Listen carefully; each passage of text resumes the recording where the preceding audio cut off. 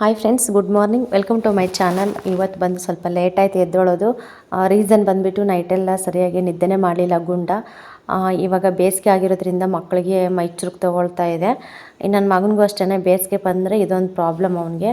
ಎಷ್ಟೇ ನೀರು ಕುಡಿಸಿದ್ರು, ಎಷ್ಟೇ ಕೂಲ್ ಆಗಿರೋದು ಏನಾದರೂ ಪದಾರ್ಥ ಕೊಟ್ಟರು ಕೂಡ ಅಷ್ಟೇ ಒಂದೊಂದು ಸತಿ ಮೈ ಚುರುಕು ತೊಗೊಂಡ್ಬಿಡುತ್ತೆ.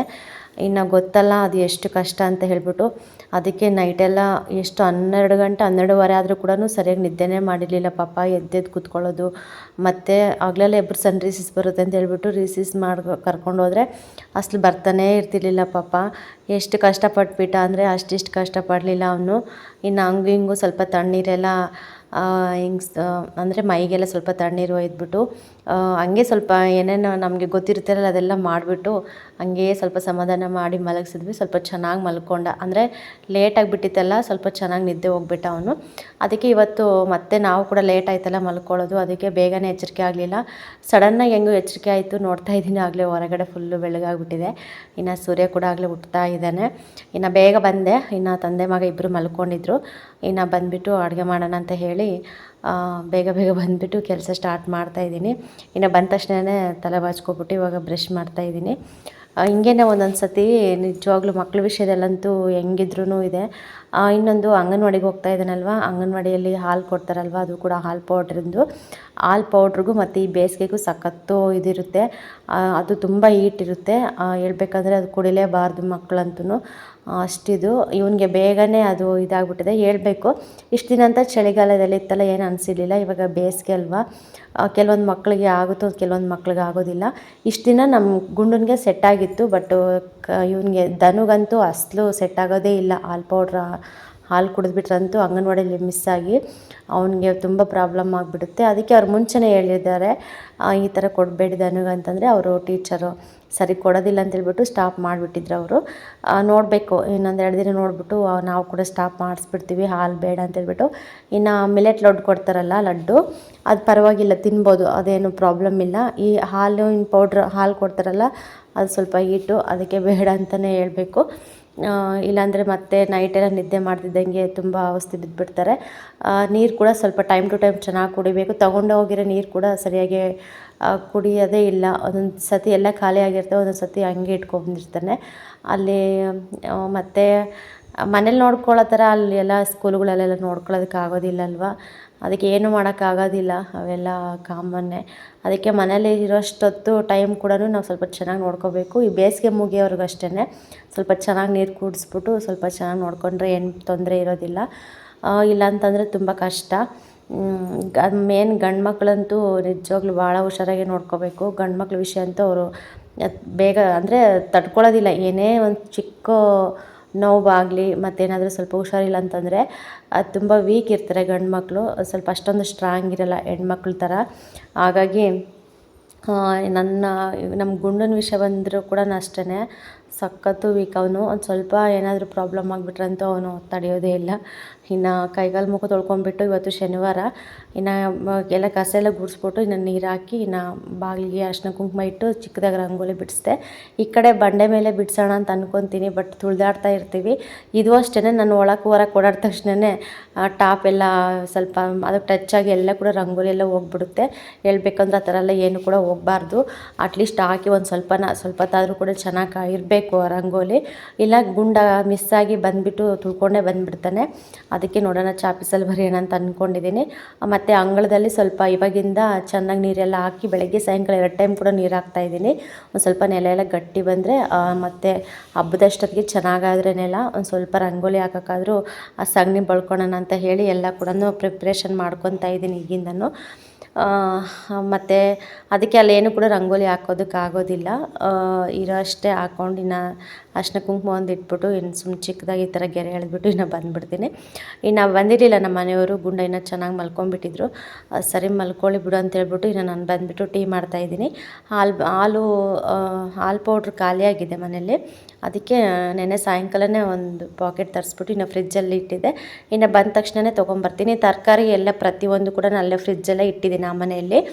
ಏನಾದರೂ ಬೇಕು ಅಂದರೆ ನೆನಪು ಮಾಡ್ಕೊಂಡಿರ್ತೀನಲ್ವ, ಮತ್ತು ಬಂದ ತಕ್ಷಣ ಕವರ್ಗೆಲ್ಲ ಹಾಕ್ಕೊಂಬರ್ತೀನಿ ಏನೇನು ಬೇಕು ಅಂತ ಹೇಳಿ. ಹಾಲಾಗಲಿ ಮತ್ತೇನಾದರೂ ತರಕಾರಿ ಇಲ್ಲ ಕೊತ್ತಂಬರಿ ಸೊಪ್ಪು ಏನಾದರೂ ಬೇಕು ಅಂದರೆ ಹಂಗೆ ತೊಗೊಂಬರ್ತೀನಿ. ಏನು ಬೇಡ ಅಂತಂದರೆ ಸುಮ್ಮನೆ ಇನ್ನು ಬರೋ ಕೈಯಲ್ಲೇ ಬರ್ತೀನಿ. ಆ ತರಕಾರಿ ಅದೆಲ್ಲ ಕೂಡ ಅಲ್ಲೇ ಇದೆ. ಇನ್ನು ಇಲ್ಲಿ ಫ್ರಿಡ್ಜ್ ಇಡೋಣ ಅಂತಂದರೆ ಇಲ್ಲಿ ಕಾಟ ಬೇರೆ, ಮತ್ತು ಇನ್ನೊಂದು ಗಾಳಿ ಇಲ್ಲ ಇಲ್ಲಿ, ಎಲ್ಲೂ ಕೂಡ ಗಾಳಿನೇ ಬರೋಲ್ಲ. ಇನ್ನು ಬಾಗಿಲು ತೆಗೆದ್ರೆ ಮಾತ್ರ ಒಂದು ಸ್ವಲ್ಪ ಗಾಳಿ ಬರುತ್ತೆ, ಅಷ್ಟು ಬಿಟ್ಟರೆ ಇನ್ನು ಕಿಟಿಕಿ ಇಲ್ಲ, ಏನೂ ಇಲ್ಲ. ಒಂಥರ ಫುಲ್ಲು ಗೋಡನ್ ಅಲ್ವಾ, ಹಾಗಾಗಿ ಸ್ವಲ್ಪ ಒಂದು ಕಿಟಿಕಿ ಇದ್ದಿದ್ರೆ ತುಂಬ ಚೆನ್ನಾಗಿರೋದು. ಈಗಲೂ ಕೂಡ ಚೆನ್ನಾಗಿದೆ, ಅಂದರೆ ಸ್ವಲ್ಪ ಬೇಸಿಗೆ ಅಲ್ವಾ, ಇರೋದಕ್ಕಾಗೋದಿಲ್ಲ ಅಷ್ಟೇ. ಇನ್ನು ಅಡುಗೆ ಕೆಲಸ ಮುಗಿಸಿ ಹೊರಗೆ ಹೋದರೆ ಸಾಕು ಅನ್ನೋಷ್ಟು ಸೆಕೆ ಆಗ್ತಾ ಇರುತ್ತೆ. ನಾನಂತೂ ಒಂದು ಸ್ವಲ್ಪ ಕೆಲಸ ಮಾಡ್ತೀನಿ, ಮತ್ತು ಹೊರಗಡೆ ಹೋಗಿ ನಿಂತ್ಕೊಂಡು ಮತ್ತೆ ಒಳಗೆ ಬರ್ತಾ ಇರ್ತೀನಿ. ಓಡಾಡೋದೇ ನನಗೆ ಜಾಸ್ತಿ ಕೆಲಸ ಅಂತಲೇ ಹೇಳ್ಬೋದು. ಒಂದೇ ಹತ್ರ ನಿಂತ್ಕೊಳ್ಳೋದಕ್ಕಂತೂ ಆಗೋದಿಲ್ಲ. ಒಂದು ಸ್ವಲ್ಪ ಗಾಳಿ ಆಡಿದ್ರೆ ಹೆಂಗೋ ಇರ್ಬೋದು, ಗಾಳಿನೇ ಆಡಲ್ಲಲ್ವ. ಇನ್ನು ಹಂಗೆ ಸ್ವಲ್ಪ ಮಾಡ್ಕೊಂಡು ಹೋಗ್ತಾ ಇದ್ದೀನಿ.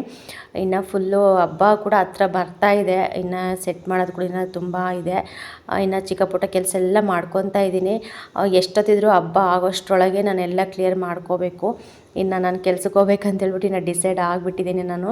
ಮತ್ತೆ ಹೋಗ್ಬಂದು ಮತ್ತೆ ಮಾಡ್ಕೊಳ್ಳೋಣ ಅಂತಂದರೆ ಅದು ಸಾಧ್ಯ ಇಲ್ದಿರೋ ಮಾತು. ಅದಕ್ಕೆ ಇರೋಷ್ಟು ಒಂದು 4-5 ದಿನ ಆಗಲಿ, ಬೇಗ ಎಲ್ಲ ಇದು ಮಾಡ್ಕೊಂಬಿಟ್ಟು ನನಗೆಲ್ಲ ಸೆಟ್ ಆಗಿಬಿಟ್ರೆ ಸಾಕು. ಇನ್ನು ಬೇಗ ಬಂದು ಅಡುಗೆ ಮಾಡೋ ಥರ ಇರಬೇಕು, ಮತ್ತು ಬೆಳಗ್ಗೆ ಬೇಗ ಎದ್ಬಿಟ್ಟು ಅಡುಗೆ ಕೆಲಸ ಮುಗಿಸ್ಕೊಂಡು ಪಟ ಪಟ ರೆಡಿಯಾಗಿ ಹೋಗೋ ಥರ ಇರಬೇಕು. ಇನ್ನು ನಮ್ಮೂರಿಗೂ ನಾನು ಕೆಲ್ಸಕ್ಕೆ ಹೋಗ್ತೀನಲ್ವ, ಇನ್ನು ಗಾರ್ಮೆಂಟ್ಸ್ಗೆ ಹೋಗ್ಬೇಕಂತ ನಾನು ಫಿಕ್ಸ್ ಆಗಿಬಿಟ್ಟಿದ್ದೀನಿ. ಇನ್ನು ಗಾರ್ಮೆಂಟ್ಸ್ಗೆ ಹೋಗೋದು ಕೂಡ ತುಂಬ ದೂರ ನಮಗೆ.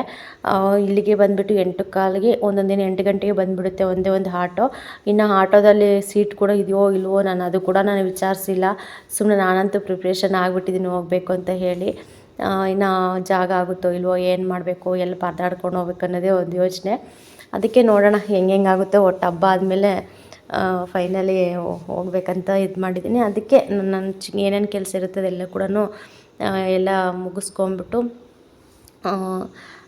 ಒಂದು ಸತಿ ಹೋಗ್ಬಿಡೋಣ ಕಂಟಿನ್ಯೂ ಆಗಂತ ಹೇಳಿ. ಇನ್ನು ಮನೆಗೆ ರೇಷನ್ ಕೂಡ ತಂದಿಲ್ಲ, ರೇಷನ್ ಎಲ್ಲ ತರಿಸ್ಕೋಬೇಕು. ಇನ್ನು ತೆಂಗಿನಕಾಯಿ ಏನೂ ಇಲ್ಲ.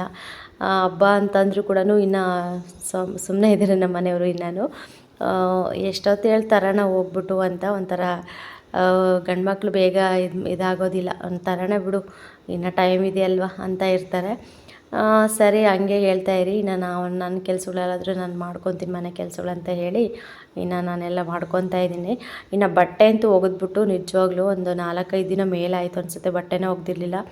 ಇನ್ನು ಒಂದು 4-5 ದಿನ, ಒಂದು ವಾರ ಮೇಲಾಯಿತು. ಇನ್ನು ಆ ಕಡೆ ಈ ಕಡೆ ಓಡಾಡೋದು, ಮತ್ತು ಅದು ಜೋಡಿಸ್ಕೊಳ್ಳೋದು, ಮತ್ತು ಹಿರಿಯರಿಗೆ ಹೋಗೋದು, ಬರೀ ಇದೇ ಆಯಿತು. ಇನ್ನು ಶುಕ್ರವಾರನೂ ಅಷ್ಟೇ, ನಾನು ಶುಕ್ರವಾರ ವ್ಲಾಗೇ ಮಾಡಲಿಲ್ಲ ಹೇಳಬೇಕಂದ್ರೆ. ನಾನು ಶುಕ್ರವಾರ ಬೆಳಗ್ಗೆನೂ ಇಂದ ಮತ್ತು ಸಂಜೆವರೆಗೂ ಕೂಡ ನಾನು ಮನೆಯಲ್ಲೇ ಇರಲಿಲ್ಲ. ಇನ್ನು ಬೆಳಗ್ಗೆ ಬೇಗ ಎದ್ಬಿಟ್ಟು ಕೆಲಸಗಳೆಲ್ಲ ಮುಗಿಸ್ಕೊಂಡು, ಇನ್ನು ಅತ್ತೆದು ಸ್ವಲ್ಪ ಅಕೌಂಟ್ ಪ್ರಾಬ್ಲಮ್ ಆಗಿತ್ತು ಇಲ್ಲೇ ಪಟ್ರಳ್ಳಿ ಬ್ಯಾಂಕಲ್ಲಿ.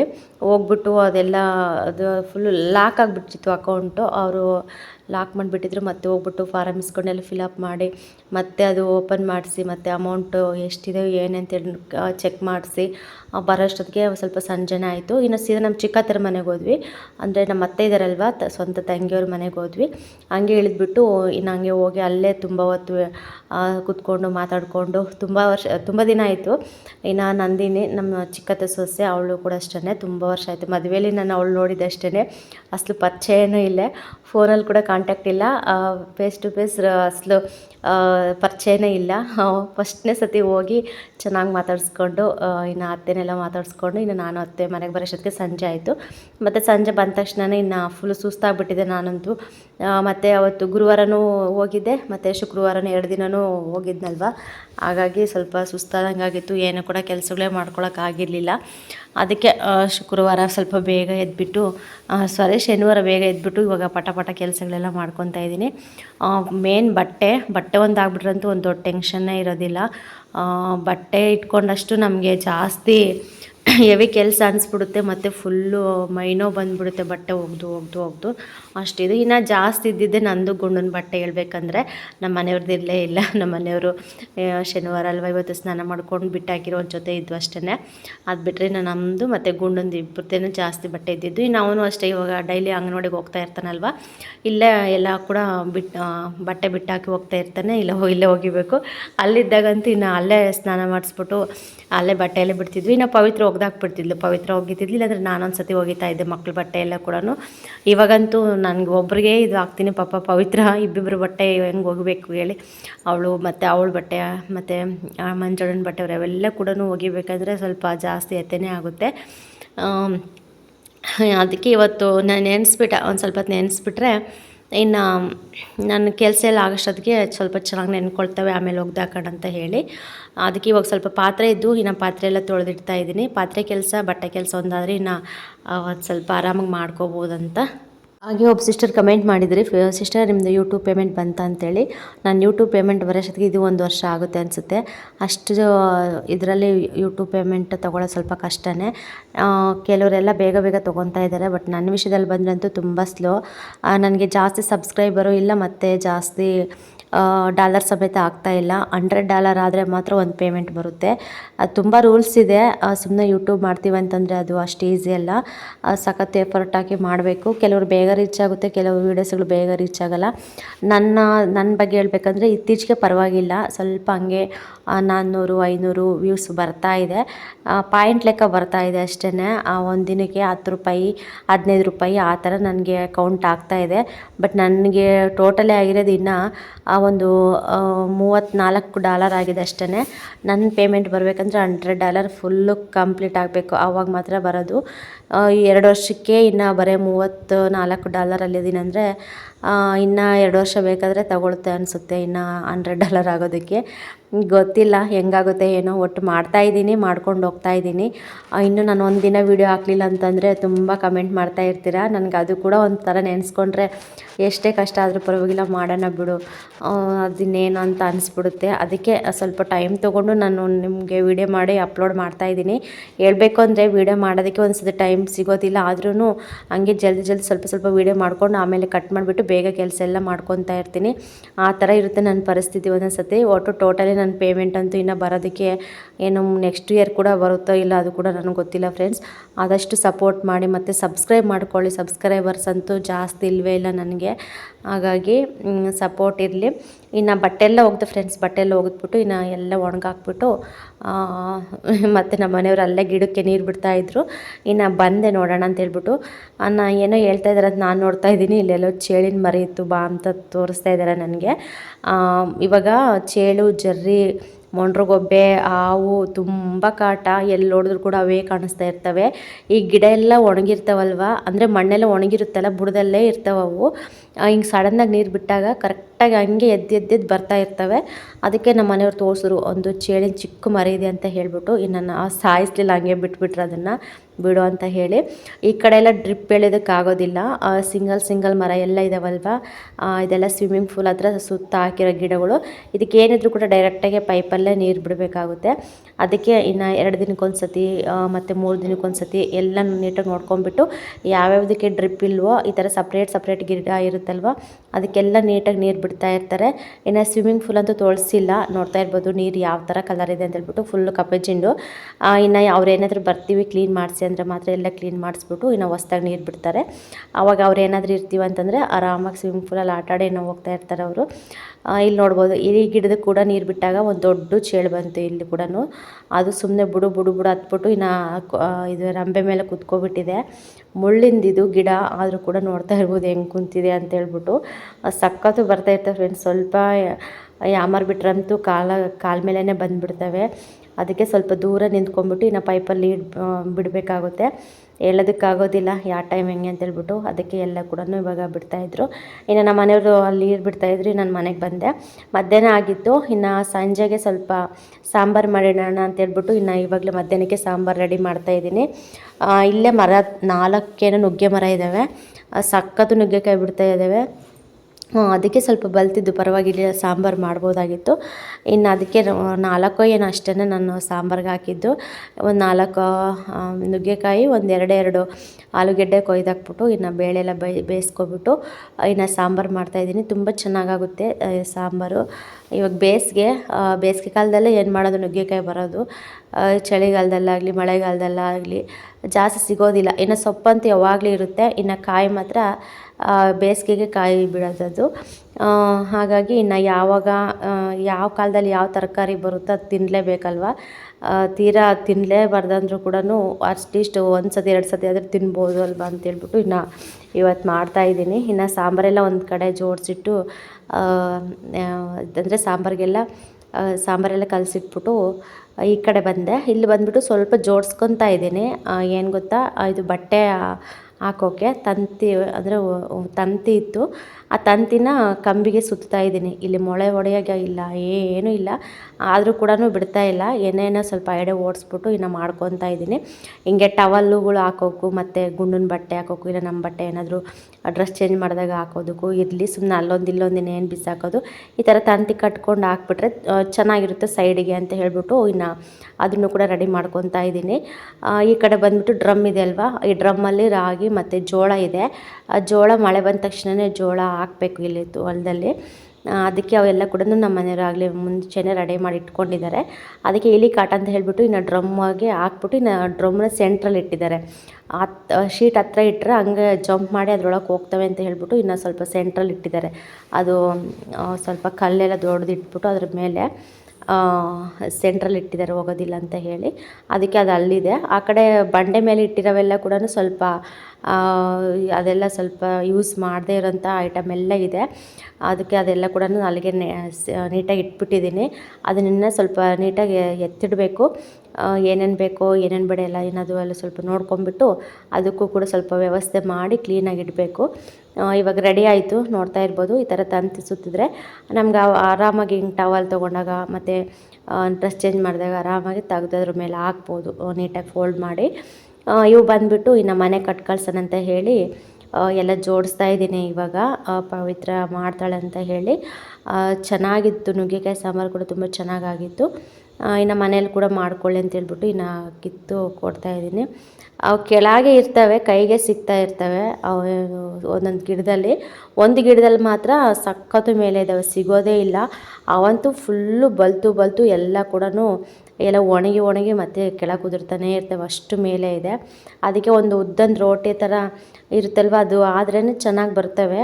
ಇಲ್ಲ ಸ್ವಲ್ಪ ಉದ್ದ ಆಗಿರೋ ಕೋಲಿದ್ರೂ ಹಂಗೆ ಎಳ್ಕೊಬೋದು. ಅದು ತುಂಬ ಎತ್ತರಕ್ಕೆ ಬೆಳೆದ್ಬಿಟ್ಟಿದೆ ಮರ, ಒಂದೊಂದು ಸಿಗೋದೇ ಇಲ್ಲ. ಅದಕ್ಕೆ ಇನ್ನು 2 ಮರ ಇದೆ, ಪರವಾಗಿಲ್ಲ, ಕೈಗೆ ಸಿಗ್ತಾವೆ ಅವು. ಇನ್ನು ಇಷ್ಟು ದಿನ ಬಲ್ತಿರಲಿಲ್ಲ, ಸ್ವಲ್ಪ ಎಳೆವಿದ್ದು. ಇವಾಗ ಪರವಾಗಿಲ್ಲ, ಸಾಂಬಾರು ಮಾಡ್ಕೋಬೋದು, ಆ ಥರ ಇದ್ದು. ಅದಕ್ಕೆ ಅವ್ರಿಗೂ ಕೂಡ ಸ್ವಲ್ಪ ಕೊಟ್ಟು ಕಳಿಸ್ದೆ. ಇನ್ನು ನಮ್ಮ ಮನೆಯವರು ನುಗ್ಗೆಕಾಯಿ ಕೊಟ್ಬಿಟ್ಟು ಇನ್ನು ಕಲ್ಯಾಣನ ಕರ್ಕೊಬಂದರು. ಇವತ್ತು ಶನಿವಾರ ಬೇಗನೆ ಬಿಟ್ಟಿದ್ರು, ಆದರೂ ಕೂಡ ಅಲ್ಲೇ ಮನೆ ಹತ್ರ ಇರಲಿ ಅಂತೇಳ್ಬಿಟ್ಟು ಸಂಜೆ ಕರ್ಕೊಬಂದ್ವಿ. ಅಲ್ಲಿ ಅತ್ತೆ ಮತ್ತು ಪವಿತ್ರ ನಮ್ಮ ಮಂಜಣ್ಣ ಇರ್ತಾರಲ್ವ, ಅದನ್ನು ಓದ್ಕೊತಾ ಇರ್ತಾನೆ. ಅವರು ಕೂಡ ಇವನ್ನ ಸ್ವಲ್ಪ ಕುಂದಿರಿಸ್ಬಿಡ್ತಾರೆ, ಓದ್ಕೊಳ್ರಿ ಬರ್ಕೊಳ್ರಿ ಅಂತೇಳಿ. ಇಬ್ಬರು ಜೊತೆಗಿದ್ರೆ ಇವನು ಕೂಡ ಸ್ವಲ್ಪ ಹಂಗೆ ತಿದ್ದಬೇಕಂತ ಅನಿಸೋದು, ಆ ಥರ ಇದಾಗುತ್ತೆ ಅಂತ ಹೇಳ್ಬಿಟ್ಟು ನಾವು ಬೇಗ ಮನೆ ಕರ್ಕೊಂಬರೋದಿಲ್ಲ. ಒಂದು 4 ಗಂಟೆ 4:15 5 ಗಂಟೆ ಕೂಡ ಒಂದೊಂದು ಸತಿ ಆಗುತ್ತೆ ಟೈಮು. ಆ ಥರ ಸ್ವಲ್ಪ ಲೇಟಾಗೆ ಕರ್ಕೊಬರ್ತೀವಿ, ಸ್ವಲ್ಪ ಅಕ್ಷರ ಎಲ್ಲ ಕಲ್ತ್ಕೊಳ್ಳಿ ಅಂತ ಹೇಳಿ. ಇನ್ನು ಪವಿತ್ರನೂ ತಿದ್ದಿಸ್ತಾ ಇರ್ತಾಳೆ ಅಕ್ಷರ ಎಲ್ಲ ಹಾಕ್ಬಿಟ್ಟು. ಇನ್ನು ನಮ್ಮ ಮಾತಂತೂ ಒಂದು ಸತಿ ಕೇಳೋದಿಲ್ಲ ಅವನು. ಅದಕ್ಕೆ ಅಲ್ಲೇ ಬಿಟ್ಬಿಟ್ಟಿದ್ದೀವಿ. ಅಂಗನವಾಡಿಗೆ ಕರ್ಕೊಂಡೋಗಿ ಬಿಡೋದು ಒಂದೇ. ಮತ್ತು ಅಂಗನವಾಡಿ ಬಿಟ್ಟ ಮೇಲೆ ಅಲ್ಲಿಗೆ ಮನೆಗೆ ಹೋಗ್ತಾರೆ. ಮನೆಗೆ ಹೋಗ್ಬಿಟ್ಟು ಇನ್ನು ನಾವು ಸಂಜೆ ಹೋಗ್ಬಿಟ್ಟು ಅವ್ರ ಅಪ್ಪಾಜಿ ಕರ್ಕೊಬರ್ತಾರೆ. ಇನ್ನು ಅವಾಗ ತಾನೇ ಬಂದಿದ್ದ. ಇನ್ನು ನಾನು ಕೂಡ 4-5 ದಿನ ಆಗಿತ್ತು, ತಲೆಗೆ ಎಣ್ಣೆನೇ ಹಚ್ಕೊಂಡಿರಲಿಲ್ಲ. ಅದಕ್ಕೆ ಯಾಕೋ ಕಣ್ಣುರಿ ಜಾಸ್ತಿ ಬರ್ತಾಯಿತ್ತು. ಅದಕ್ಕೆ ನೆನೆಸ್ಕೊಬಿಟ್ಟು ಇನ್ನು ಫುಲ್ಲು ಎಣ್ಣೆ ಹಾಕ್ಕೊಬಿಟ್ಟು ಮೇಲಕ್ಕೆ ಕಟ್ಕೊಂಡು ಇನ್ನು ಮತ್ತೆ ಒಳಗಿಂದು ಹೊರಗಿಂದೆಲ್ಲ ಕಸ ಗುಡಿಸ್ಬಿಟ್ಟು ಇವಾಗ ನೀರು ಹಾಕ್ತಾಯಿದ್ದೀನಿ. ಸಂಜೆ ಕೂಡ ಅಷ್ಟೇ, ಸಂಜೆ ಬೆಳಗ್ಗೆ 2 ಟೈಮ್ ನೀರು ಹಾಕ್ತಾಯಿದ್ದೀನಿ. ಇದು ಸ್ವಲ್ಪ ಮಣ್ಣೆಲ್ಲ ಚೆನ್ನಾಗಿ ಕುತ್ಕೊಳ್ಳಿ ಅಂತ ಹೇಳಿ ಅಷ್ಟೇ. ಅದೆಲ್ಲ ಹಾಕ್ಬಿಟ್ಟು ಇನ್ನು ಕೈಕಾಲು ಮುಖ ತೊಳ್ಕೊಬಿಟ್ಟು ಇನ್ನು ಪೂಜೆ ಮಾಡಿ ಸಂಜೆ ಆಗಿತ್ತಲ್ಲ, ಇನ್ನು ಪೂಜೆ ಗೀಜೆ ಎಲ್ಲ ಮುಗಿಸ್ಬಿಟ್ಟು ಇವಾಗ ಮುದ್ದೆಗೆ ಇಟ್ಟಿದ್ದೀನಿ. ಮತ್ತು ಮಧ್ಯಾಹ್ನ ಸಾಂಬಾರು ಮಾಡಿಟ್ಟಿದ್ನಲ್ವ, ಬೆಳಗ್ಗೆ ಸ್ವಲ್ಪ ಅನ್ನ ಇತ್ತು, ಅದ್ರ ಜೊತೆಗೆ ಒಂದು 2 ಮುದ್ದೆ ಮಾಡಿಕೊಂಡ್ರೆ ಸಾಕಾಗುತ್ತೆ ನಮ್ಮಿಬ್ಬರಿಗೆ ಅಂತ ಹೇಳಿ ಇನ್ನು ಅದರಲ್ಲಿ ಗುಂಡನಿಗೆ ಚಿಕ್ಕ ಮುದ್ದೆ ತಿನ್ನಿಸ್ತೀನಿ ಆಗುತ್ತೆ ಅಂತ ಹೇಳ್ಬಿಟ್ಟು ಇನ್ನು ಸ್ವಲ್ಪ ಹೆಸರು ಜಾಸ್ತಿ ಆಗಿತ್ತು, ಅದನ್ನೆಲ್ಲ ಬಗ್ಗಿಸ್ಬಿಟ್ಟು ಎಷ್ಟು ಬೇಕಷ್ಟು, ಅಂದರೆ ನಮಗೆ ಎಷ್ಟು 2 ಮುದ್ದೆಗೆ ಎಷ್ಟು ಆಗುತ್ತೋ ಅಷ್ಟು ನೋಡ್ಕೊಬಿಟ್ಟು ಸ್ವಲ್ಪ ಚಿಕ್ಕ ಮುದ್ದೆನೇ ಮಾಡ್ತಾಯಿರ್ತೀನಿ. ಇನ್ನು ರಾಗಿ ಹಸಿಟ್ಟು ಕೂಡ ಇದೆ, ಮೊನ್ನೆಲ್ಲ ಜಡೆ ಇಟ್ಟು ಹಾಕ್ಕೊಂಡಿದ್ದೆ ಡಬ್ಬಿಗೆ. ಇವಾಗ ಕೂಡ ನಾನು ಯೂಸ್ ಮಾಡಬೇಕಾದ್ರೂ ಅಷ್ಟೇ, ಮತ್ತು ಜಲ್ದಿ ಇಟ್ಬಿಟ್ಟು ಇನ್ನು ಮುದ್ದೆಗೆ ಯೂಸ್ ಮಾಡ್ತಿರ್ತೀನಿ. ಹಾಗೆ ವೀಡಿಯೋಸ್ ಯಾವ ಥರ ಬರ್ತಾಯಿದೆ ಅನ್ನೋದು ಕೂಡ ಕಮೆಂಟಲ್ಲಿ ತಿಳಿಸಿ. ಮತ್ತು ಯಾರಾದರೂ ಹೊಸ್ದಾಗಿ ನನ್ನ ಚಾನಲ್ ನೋಡಿದ್ರೆ ಪ್ಲೀಸ್ ಸಬ್ಸ್ಕ್ರೈಬ್ ಮಾಡ್ಕೊಂಡು ಚಾನಲ್ ನೋಡಿ. ಮತ್ತು ನಿಮ್ಮ ಫ್ರೆಂಡ್ಸ್ಗೂ ಫ್ಯಾಮಿಲಿಗೆಲ್ಲ ಆದಷ್ಟು ಶೇರ್ ಮಾಡಿ. ತುಂಬ ಕಡಿಮೆ ಇದೆ, ನನ್ನ ಸಬ್ಸ್ಕ್ರೈಬರ್ಸೇ ಇಲ್ಲ. ಒಂದೊಂದು ಸತಿ ಅನಿಸುತ್ತೆ ಇಷ್ಟು ಲೇಟ್ ಆದರೆ ಮತ್ತೆ ಚಾನಲ್ ಏನಾದರೂ ಹೋಗುತ್ತೋ. ಇಷ್ಟು ವರ್ಷ ಎಫರ್ಟ್ ಹಾಕಿ ನಾನು ವೀಡಿಯೋಸ್ ಮಾಡ್ಕೊಬಂದಿರೋದಕ್ಕೆ ಕೂಡ ನನಗೆ ಇದಿಲ್ಲ ಅನ್ನೋ ಥರ ಆಗುತ್ತೆ. ಒಂದು ದಿನಕ್ಕೆ ಒಬ್ಬರು ಸಮೇತ ಸಬ್ಸ್ಕ್ರೈಬ್ ಆಗೋದಿಲ್ಲ. ಏನೋ ಅಪರೂಪಕ್ಕೆ ಅವಾಗನ್ನ ಒಂದು ಸತಿ ಒಬ್ಬರು ಇಬ್ಬರು ಆಗ್ತಾಯಿರ್ತಾರೆ ಅಷ್ಟೇ, ತುಂಬ ಕಡಿಮೆ ಇದೆ. ಆದಷ್ಟು ನನಗೆ ಸಪೋರ್ಟ್ ಮಾಡಿ ಫ್ರೆಂಡ್ಸ್. ಸಿಗೋಣ ನೆಕ್ಸ್ಟ್ ವ್ಲಾಗಲ್ಲಿ.